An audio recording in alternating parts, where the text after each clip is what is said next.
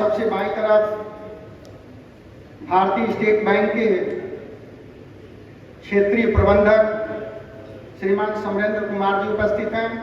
आपका इस सभागार में स्वागत, वंदन और अभिनंदन है।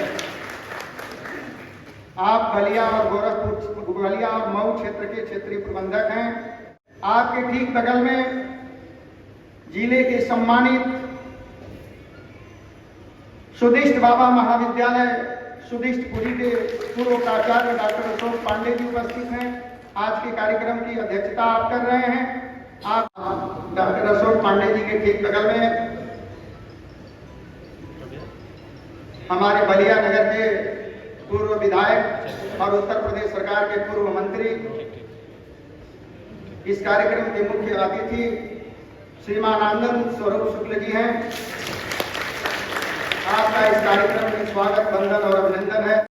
आपके ठीक बगल में इस बलिया जनपद के लोकप्रिय जिलाधिकारी श्रीमान प्रवीण लक्षकार जी आपके बीच मौजूद हैं। आप सबका आपका भी स्वागत, वंदन और अभिनंदन है। आपके ठीक बगल में इस जनपद के वरिष्ठ कोषाधिकारी, और मैं इनके सम्मान में क्या कहूं, इतने सरल, इतने सहज, रईसी और बड़प्पन तो इनसे सीखने लायक है। आपका भी इस सभागार में स्वागत, वंदन और अभिनंदन है। आपके ठीक बगल में हमारे बेसिक शिक्षा विभाग के मुखिया, लोकप्रिय बेसिक शिक्षा अधिकारी श्रीमान मनीष सिंह जी उपस्थित हैं। आपका भी स्वागत, वंदन और अभिनंदन है। और उसी कड़ी में अपने मृदुल और सहज व्यवहार के लिए प्रख्यात हमारे मंत्री श्रीमान दयाशंकर सिंह जी के प्रिय अनुज श्रीमान धर्मेंद्र सिंह जी उपस्थित हैं।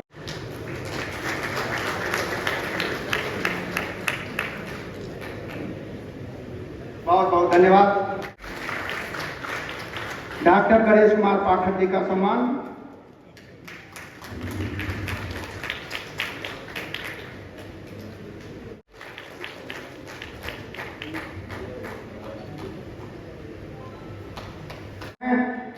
हम आज गौरवान्वित महसूस कर रहे हैं आपको सम्मानित करते हुए। खासतौर से भारतीय स्टेट बैंक आपको यह सम्मान दे रहा है।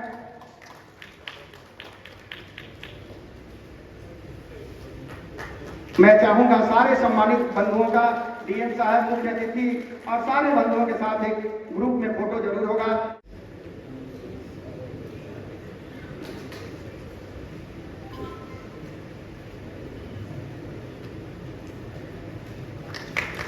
इसी कड़ी में अपने एक नौजवान शिक्षक और नित्य नए नवाचार का प्रयोग करने वाले श्रीमान सुनील कुमार पांडे जी को आमंत्रित करता हूं। अधिकारी महोदय, श्रीमान क्षेत्रीय प्रबंधक महोदय, सारे अधिकारीगण जो आज अतिथि के रूप में आप गुरुजनों को सम्मानित करने के लिए पधारे हुए हैं। आप आज सम्मान पा करके हमारा शिक्षक सम्मान गौरवान्वित महसूस कर रहा है। हम आभारी हैं भारतीय स्टेट बैंक के, हम आभारी हैं अपने इन अतिथियों के जो आज गुरुजनों को सम्मानित करने के लिए इस मंच पर एकत्रित हुए हैं। करते जाएंगे। सबसे पहले मैं आमंत्रित करना चाहता हूं महर्षि वाल्मीकि विद्या मंदिर के श्रीमान अनिल राय जी को। सभागार में तालियों की गूंज होनी चाहिए। अनिल आशीष त्रिवेदी जी हम लोगों के लिए अनोखे हीरे हैं, जनपद के लिए। जनपद की तमाम को अवगत कराते हैं श्रीमान आशीष त्रिवेदी जी।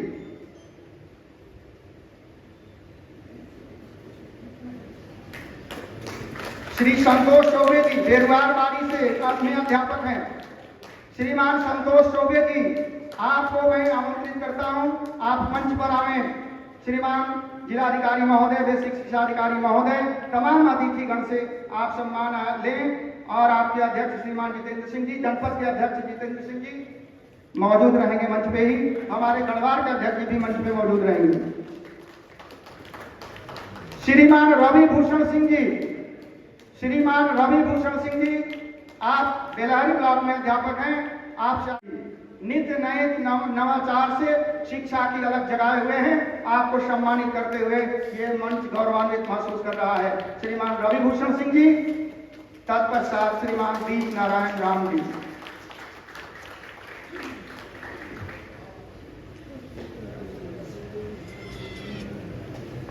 और आपसे पहले थे श्री राम जी।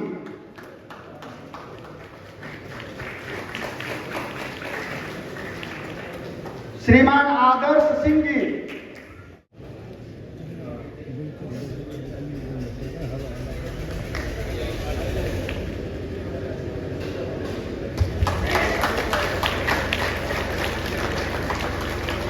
श्री अरविंद तिवारी जी का सम्मान हो रहा है।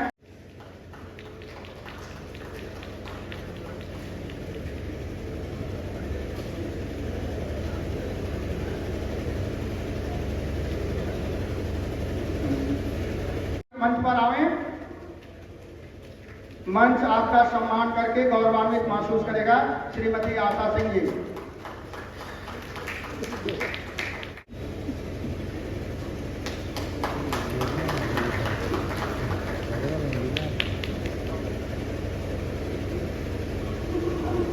श्रीमती चंद्रकला के पूर्व मंत्री माननीय शुक्ला जी, माननीय कुलपति जी, मंच पर उपस्थित सभी अतिथिगण, यहाँ पर उपस्थित सभी सम्मानित शिक्षकगण, शिक्षिकाएं, और विशेष रूप से आभार उन शिक्षकों का जो आज यहाँ पर मंच पर सम्मानित हुए हैं, मीडिया के बंधुओं। सबसे पहले तो मैं आज शिक्षक दिवस के अवसर पर आप सभी को हार्दिक शुभकामनाएं देता हूँ। शिक्षक का समाज में बहुत महत्व है, और अगर ये कहा जाए कि सबसे ज्यादा महत्व है तो कोई अतिशयोक्ति नहीं होगी। हम अपने आसपास के जितने भी लोगों को देखते हैं, चाहे वो किसी भी पद पे हो, चाहे डॉक्टर हो, चाहे इंजीनियर हो, चाहे IAS हो, चाहे IPS हो, चाहे पॉलिटिशियन हो, चाहे मंत्री हो, चाहे कोई भी हो, लेकिन सभी को किसी न किसी शिक्षक ने ही पढ़ाया है। तो जो शिक्षक का पद है वो बहुत महत्वपूर्ण है। और जैसा कि हम जानते हैं, वेदों की जो परंपरा रही है वो गुरु की परंपरा रही है।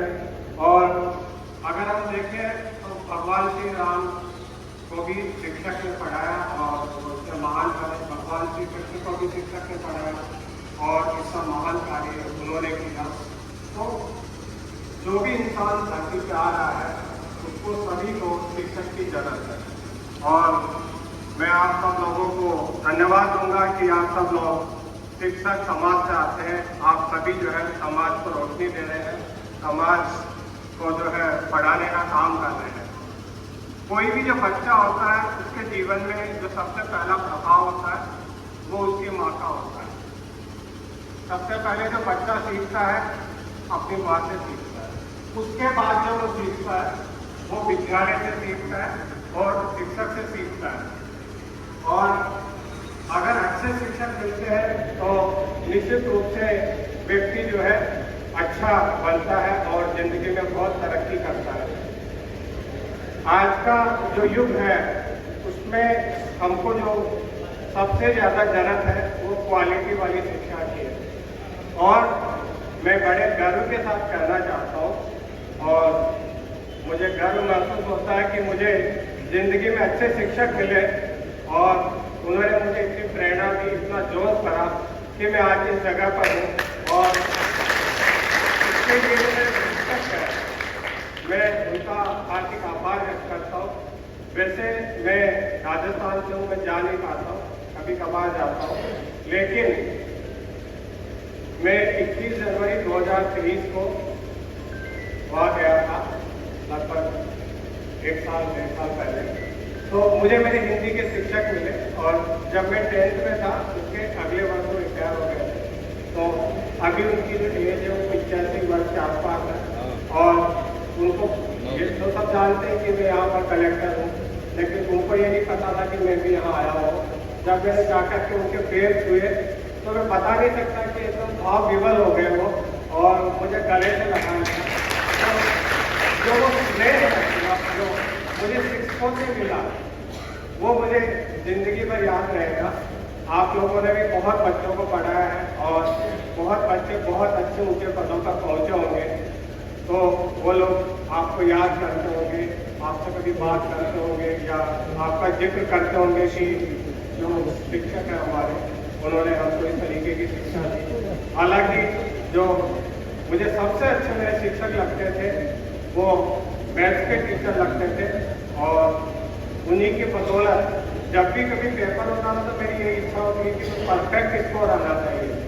अगर 100 का है तो 100 ही आने चाहिए, उससे कम पे नहीं। अगर मेरा 98-99 आता था तो मेरे सर भी सोचने होते थे कि कम कैसे रह गए। हालांकि जब मैं 10th क्लास में था तो मेरे 100 में से 98 नंबर आए राजस्थान बोर्ड में, और मैं उनकी इच्छा पूरी नहीं कर पाया। उनकी इच्छा थी कि मैं 100 में से 100 लाऊंगा, लेकिन वो इच्छा उनकी पूरी नहीं हो सकी। लेकिन जिस दिन का IAS बना तो मेरे घर का है और बहुत खुश हुए। मैं बता नहीं सकता कि उनको कितनी खुशी हुई। तो वो मेरे प्रिय शिक्षक है जो हमको मैथ्स पढ़ाते थे 10th में, और उनसे मैंने सीखा कि कितना एक्यूरेसी से और कितना अच्छे तरीके से हम मैथ्स को कर सकते हैं। उनसे मैंने टाइम की इम्पोर्टेंस सीखी, कैसे स्पीड से कुछ जो प्रॉब्लम है उनको सॉल्व करना, ये सब मैंने उनसे सीखा। और बाद में जब भी मैं कॉम्पिटिटिव एग्जाम में बैठा तो मुझे बहुत काम में आया। तो अच्छे शिक्षक निश्चित रूप से उज्ज्वल जो है छात्र तैयार करते हैं। आज के ज़माने में प्राइवेट स्कूल खुले हैं और बच्चे प्राइवेट स्कूलों की तरफ जा रहे हैं। तो मैं आज शिक्षक दिवस के अवसर पर जो आपसे कहना चाहता हूँ कि इस चीज़ पे हमको थोड़ा ध्यान देना होगा कि बच्चे प्राइवेट स्कूल से हमारे सरकारी स्कूल की तरफ आए। अगर हम ये कर पाए तो निश्चित रूप से बहुत बड़ा कदम होगा। मैं जिस विद्यालय में पढ़ा वो एक सरकारी स्कूल था, मैं प्राइवेट स्कूल में नहीं पढ़ा। और आप विश्वास नहीं करेंगे, इससे मैं IAS हूँ, एक मेरा दोस्त है वो IRS है, और इसके अलावा राजस्थान एडमिनिस्ट्रेटिव सर्विस जो आप यहाँ पे TCS बोलते हैं उसमें है, एक लड़का उसमें से भाभा में है, और कई बच्चे ऐसे है। और पिछले लगभग 30-40 साल में 100 से अधिक गजेटेड ऑफिसर उस स्कूल से निकले हैं। तो इस चीज़ से समझा जा सकता है कि हमारे शिक्षकों ने हमारे लिए कितनी मेहनत करी। तो आज मैं शिक्षक दिवस के अवसर पे मैं मेरे गुरुओं को नमन करता हूँ, आप सभी शिक्षकों को नमन करता हूँ, और मुझे बहुत अच्छा लगा आप शिक्षकों के बीच में आकर के, आप लोगों के बीच में आकर के आज मेरी पुरानी यादें ताज़ा हो गई। क्योंकि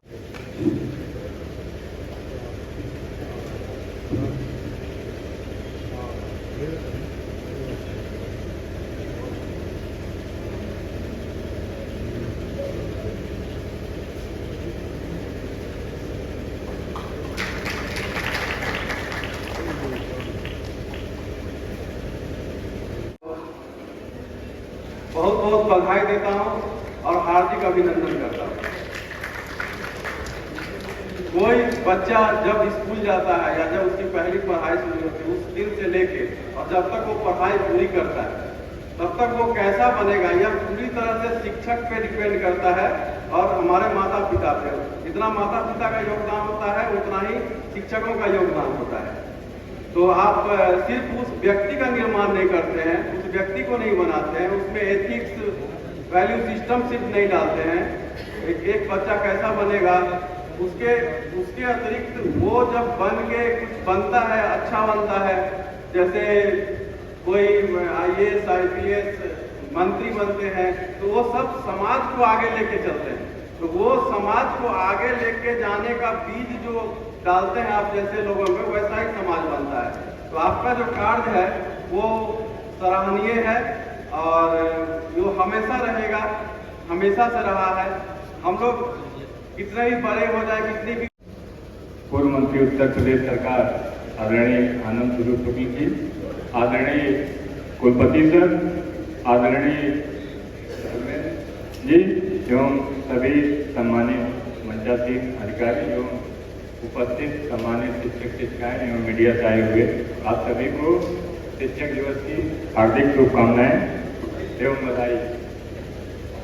एक शिक्षक के तौर पर जितना सम्मान मिलना चाहिए वह राधा कृष्णन जी को मिला, शायद इतना सम्मान पूरे विश्व में किसी भी शिक्षक को नहीं मिला होगा।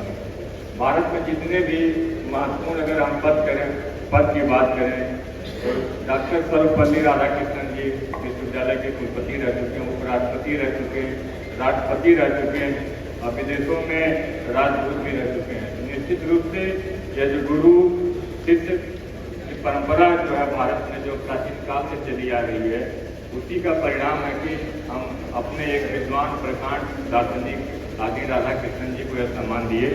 तो गुरु शिष्य परंपरा भारत में प्राचीन काल से ही है। अगर हम बात करें चंद्रगुप्त मौर्य की, तो अगर वो महान बने तो अपने गुरु चाणक्य की वजह से बने, अगर सिकंदर महान बने तो अपने गुरु अरस्तु की वजह से बने, महात्मा गांधी अफ्रीका में अपने आंदोलन पूरे जहाँ भी अनुभव किए, लेकिन जब भारत में आए वहाँ भी अपने गुरु को गोपाल कृष्ण गोखले को, जिसको हम माँ के रूप में भी कहते हैं, ऐसी पूर्ण भूमि, ऐसी मंगल भूमि, ऐसे सबका सुख वर्धन करने वाली भूमि, गौरवशाली भारत माता के चरणों में प्रणाम निवेदित करते हुए आज जिनके जन्मदिन के अवसर पर हम लोग यहाँ एकत्र हुए हैं, ऐसे अपने देश के द्वितीय राष्ट्रपति सर्वपल्ली राधाकृष्णन जी का जन्मदिन भी है, जिसके कारण से शिक्षक दिवस आज हम मनाते हैं। अपनी बात कहूं इससे पहले मंच का परिचय हो चुका है, इसलिए मैं सबको एक साथ प्रणाम निवेदित करता हूं। सम्मानित मंच का मैं अभिवादन करता हूं। साथ में सभागार में बैठे हुए सभी शिक्षक, दो प्रकार के शिक्षक होते हैं।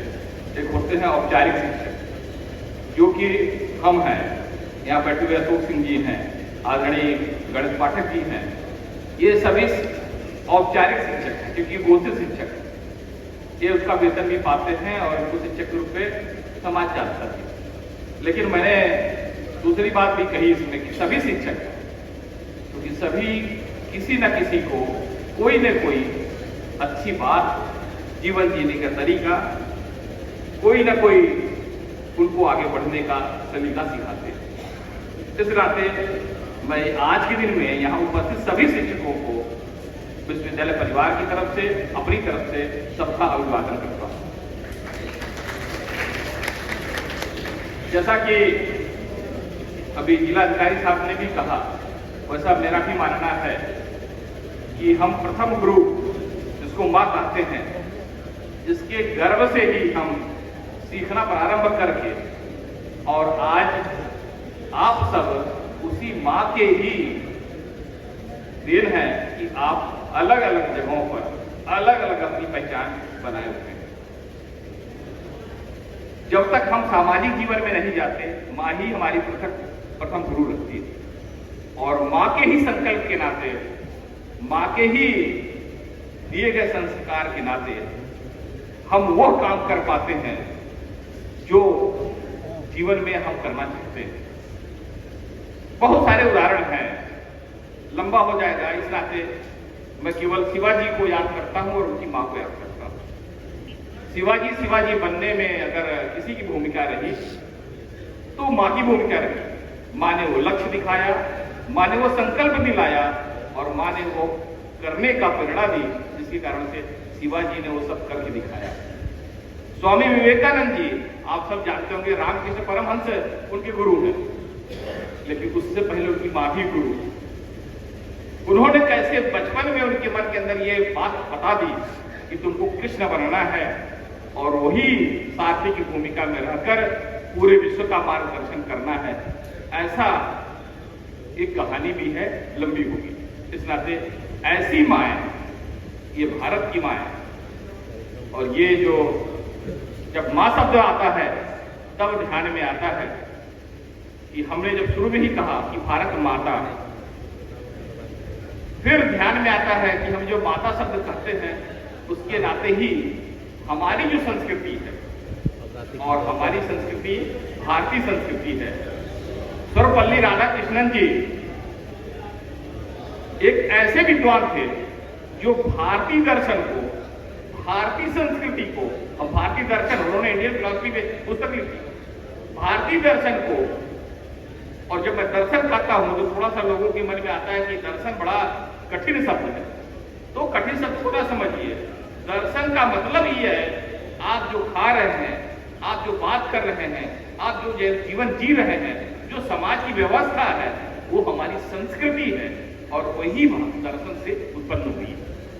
उस संस्कृति को जो पूरे विश्व में नीची समझी जाती थी, छोटी समझी जाती थी, खराब समझी जाती थी, उसको सर्वपल्ली राधाकृष्णन ने पूरे विश्व में बताने का प्रयास किया। और उनकी संस्कृतियों को मैं सर्वपल्ली राधाकृष्णन को इसलिए भी बड़ा महत्वपूर्ण मानता हूं, उन्होंने किसी की संस्कृति को, किसी के दर्शन को नकारा नहीं, सबकी दर्शन की महत्ता को बनाते रहते हुए अपने दर्शन की महत्ता को बराबर ले गया। और जैसा कि हम कहते हैं कि संगच्छद्वम संवर्तद्वम संभो मना जनांताम, यानी हम न छोटे हैं और न हम बड़े हैं, हम बराबर के हैं, हम साथ चलने वाले लोग हैं। इस नाते जो भारत के प्रति पूरे विश्व का दृष्टिकोण था कि भारत का बताना चाहता हूं। और एक हमारे यहाँ एक पंथ है, सिख पंथ। सिख पंथ में गुरु कौन है? गुरु जो है जहां पर जाके दिमाग अपना सर झुकाते हैं, गुरु ग्रंथ साहब है, वो कोई चेतन नहीं है, वो एक पुस्तक है जिसमें उस समय के जो आदर्श वाक्य थे, जो समाज व्यवस्था को चलाने वाले शब्द थे, चाहे वो कबीर के रहे हो, तुलसी के रहे हो, रामायण के रहे हो, उनको संयोजित करके बनाया गया एक ग्रंथ है। और उसका हम पालन करके सिख धर्म या सिख संप्रदाय, अपने बोलेंगे ठीक नहीं, संप्रदाय पूरे विश्व में सेवा के लिए जाना जाता है। कैसी स्थापना, वो पुस्तक को देखकर उनको प्रेरणा मिलती है, ये मुख्य बात समझने का है। अवसर पर आप सभी के प्रति हृदय से सम्मान ज्ञापित करता हूँ। मैं धन्यवाद देना चाहूंगा राष्ट्रीय एकता मंच को। समाज में इस प्रकार के कार्यक्रमों की कल्पना करना और इनको संपादित करना एक बहुत ही कठिन चुनौती होती है, लेकिन बार बार इन चुनौतियों को आप लेते हैं। और हमारे महापुरुषों ने कहा है कि हम जिन विचारों के लिए कार्य करते हैं, हमारे मन में विचार सदैव ताजे रहने से इसलिए इस प्रकार के कार्यक्रमों का आयोजन होना चाहिए।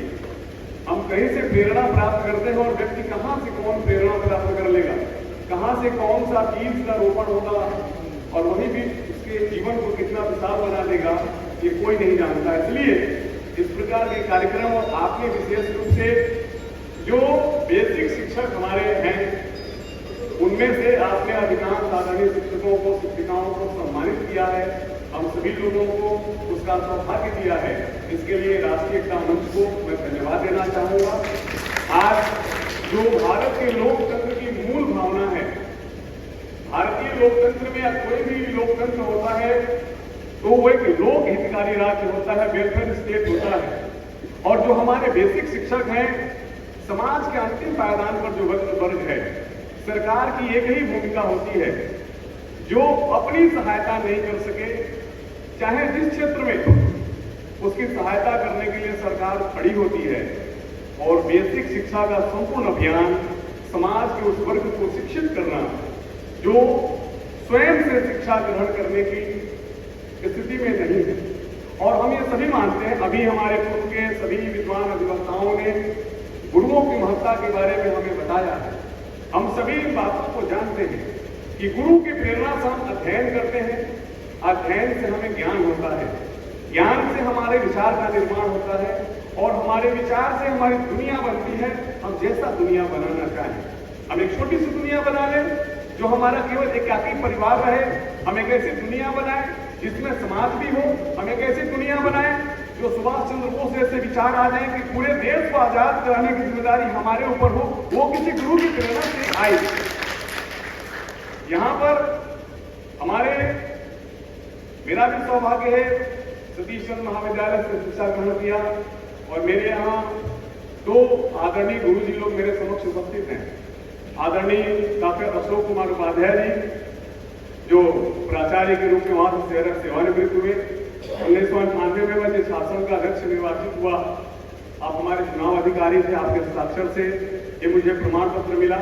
और गुरु जी में एक बात जो मैंने देखी कि नित्य प्रति, अगर शरीर की भी एक भाषा होती है, जैसे हमारी एक वाणी होती है, शरीर की भाषा होती है, डॉक्टर अशोक कुमार उपाध्याय जी में हम लोगों ने देखा कि वो नित्य ही एक नए जोश के साथ कॉलेज में आते थे।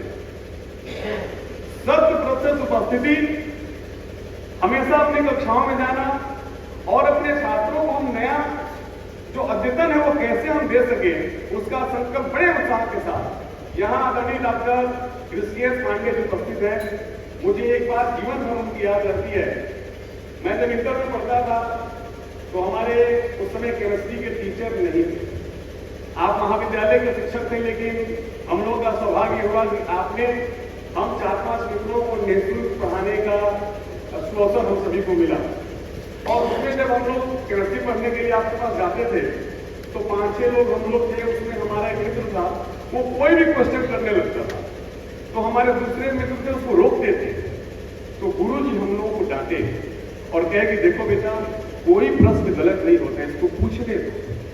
मुझे ये बात हमेशा, इसीलिए जब भी कोई हम लोगों के पास भी आता है, कोई बात कहना चाहता है, तो हम कोशिश करते हैं कि जब तक उनकी बात पूरी नहीं हो जाए तब तक मैं उस बात को सुनूं। मैं हमेशा ये आदरणीय डॉक्टर ऋषिकेश पांडे जी इस बात को याद रखूं।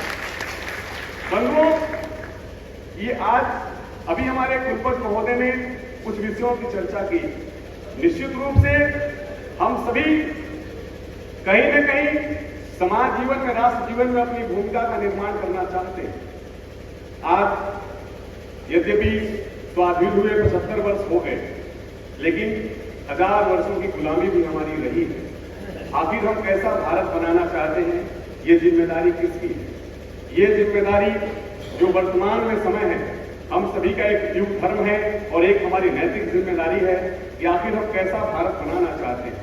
कैसा भारत बनाना चाहते हैं, उस भारत को बनाने में हमारी भूमिका किस प्रकार से होनी चाहिए और कैसा भारत बनाना चाहते हैं। तो भारत क्या है, भारतीयता क्या है, भारत की मूल संस्कृति क्या है? किसी भी देश की सबसे बड़ी शक्ति उसकी मूल संस्कृति में निहित होती है।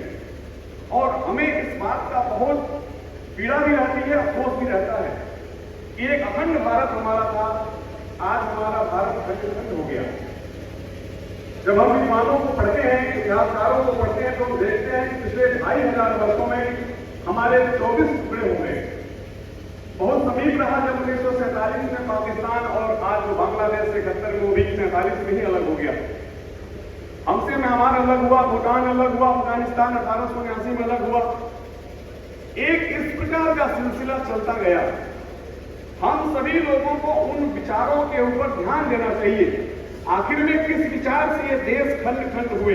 महर्षि अरविंद के उन उद्घोषों को आत्मसात किए हुए हैं कि हमें ऐसे भारत का निर्माण करना है, ऐसे युवाओं का निर्माण करना है जिनके हृदय में अतीत का गौरव, वर्तमान की पीड़ा, भविष्य के सपने हों। वो सपने कैसे होंगे, वो भविष्य की, वो किस प्रकार से हम प्रेरित होंगे? जब हमारे नायकों को 1947 के बाद से किस प्रकार से इतिहास लेखन कराया गया, किन लोगों ने किया, किन लोगों ने लाखों लाखों हत्या करने वाले लोगों को महान बनाया। इतिहास 3 प्रकार के प्रेरणाओं से लिखा जाता है। एक होता है पुरातात्विक स्रोत, जिसमें सिक्के, भित्ति चित्र, अवशेष, पाषाण, ये सब जो पाए जाते हैं।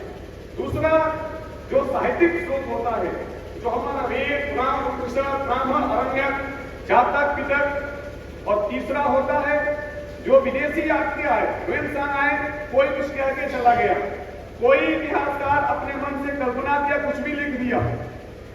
क्लैश ऑफ सिविलाइजेशन, सभ्यताओं का संघर्ष। और उन्होंने जो लिखा है कि पूरी दुनिया में जो जापानी संस्कृति है, जो पश्चिम की संस्कृति है, जो इस्लाम है, जो ईसाइयत है, जो हिंदुत्व है, ये सभी आगे आने वाले समय में केवल और केवल, आप देख रहे हैं जो इजराइल और फिलिस्तीन का युद्ध चल रहा है, क्या कोई हफ्ता वसूली के लिए चल रहा है? क्या यूक्रेन और रूस का युद्ध किसी जमीन के टुकड़े के लिए हो रहा है? क्या जो बांग्लादेश में हो रहा है, क्या जो पाकिस्तान में हुआ? हमें क्यों नहीं, जब हम मानवीय संवेदनाओं के साथ जीते हैं तो हम शिक्षक हैं, जो विमर्श आप समाज को देंगे, जो विचार आप समाज को देंगे, वही विचार लेकर के समाज आगे काम करेगा। हाई स्कूल में जब हमको डांट पीट मिलती है, उस समय लगता है गुरु जी ठीक नहीं कर रहे हैं, लेकिन अगर इंटर करने के बाद लगता है कि अगर उसने पढ़ लिए होते तो IIT में हम भी बैठ पाते। अब तो उस समय अफसोस होने लगता है। तो समय पर ज्ञान हम प्राप्त जब करेंगे तो ही हम जीवन में उपयोगी बन पाएंगे। और यह प्रेरणा केवल और केवल गुरु की प्रेरणा से, क्योंकि उस आयु में आत्म प्रेरणा आत्मानुशासन उतना नहीं होता।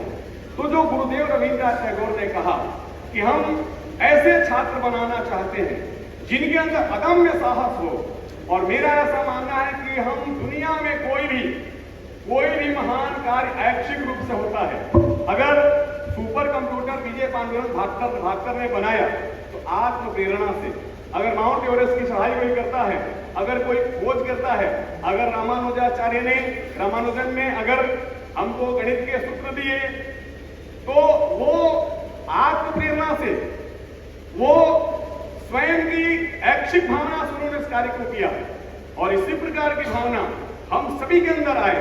हम समाज की जिम्मेदारी, जो भी समाज की समस्या है, जो देश की समस्या है, जो हमारे संस्कृति पर समस्या आ रही है, उन सभी समस्याओं के समाधान करने की जिम्मेदारी हमें अपने कंधों पर लेनी चाहिए। ये साहस आना चाहिए।